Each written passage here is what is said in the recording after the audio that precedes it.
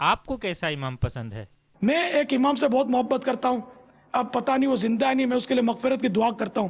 ہماری بادامی مسجد جب میں بچہ تھا، اولڈ سٹی ایریا گو گلی میں بادامی مسجد میں ایک امام صاحب ہوتے تھے، ان کا نام بھی مجھے ابھی تک یاد ہے، مولانا عبد الرحمن۔ میں انہیں یقین مانے کہ بالکل ہی بچہ تھا، انہیں اتنا چھوٹا تھا کہ میں آپ کو کیا بتاؤں۔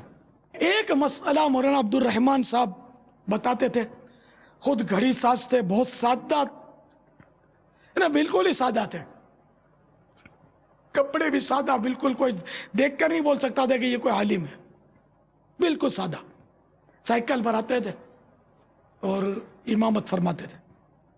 ایک مسئلہ بتاتے تھے اور میں اتنا کہ وہ مجھے نہ سمجھ تھا، ان دنوں کی بات کر رہا ہوں، معلومات کے حوالے سے، کہ ایک بار گلی میں کھڑے تھے مسجد کے باہر، کسی نے امام صاحب سے مسئلہ پوچھا تو انہوں نے کسی کو کہا کہ بہار شریعت لے آئیے، تو بہار شریعت کا کوئی حصہ ان کے پاس لایا گیا، اس میں غالباً وہ گلابی میں سورج کی کرنوں کی طرح کی ڈیزائن تھی۔ جب امام صاحب نے کھولی وہ کتاب تو جگہ جگہ مسئلہ مسئلہ مسئلہ مسئلہ لکھا ہوا تھا۔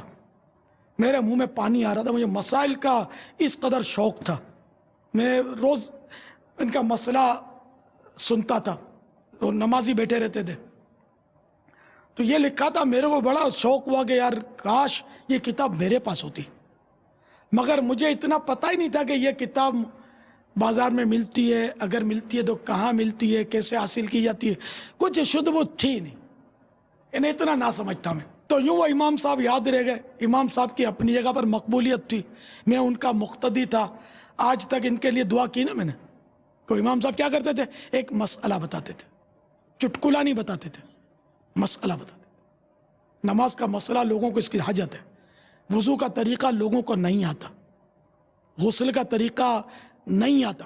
اب مسلمانوں کو غسل کا طریقہ پتہ نہیں ہے، وضو کا طریقہ پتہ نہیں ہے، نماز جنازہ کا طریقہ پتہ نہیں ہے بیچاروں کو، نہ نماز کے ارکان معلوم، نہ شرائط معلوم، نہ طہارت کے مسائل معلوم، استنجا کرنا نہیں آتا مسلمانوں کو۔ تو ان کو یہ آپ سکھائیے، ان کو عقائد بھی سکھائیں، اللہ کے بارے میں کیا عقیدہ ہو، نبی کے بارے میں کیا عقیدہ ہو، فرشتوں کے بارے میں کیا عقیدہ ہو، جنت کے بارے میں، دوزخ کے بارے میں، جنات کے بارے میں کیا عقائد ہو، جادو کے بارے میں کیا عقیدہ ہو۔ جی ہاں، جادو کا بھی سرے سے انکار کر دینا کفر ہے، قرآن میں اس کا ذکر ہے، جادو کا وجود اس کا موجود۔ تو آپ یہ لے کر چلیں انشاءاللہ عز و جل، آپ دیکھیں کہ امت کی کتنی بہترین رہنمائی ہوگی۔ عقائد بھی ان کو سکھائیں، اعمال بھی سکھائیں۔ یہ وہ مدنی پھول ہیں کہ اگر انشاءاللہ آپ اس کو یاد کریں گے، یاد رکھ لیں گے تو ہر دل عزیز بن جائیں گے انشاءاللہ عز و جل۔ واسطہ میرے پیر و مرشد کا، مجھ کو تو متقی بنا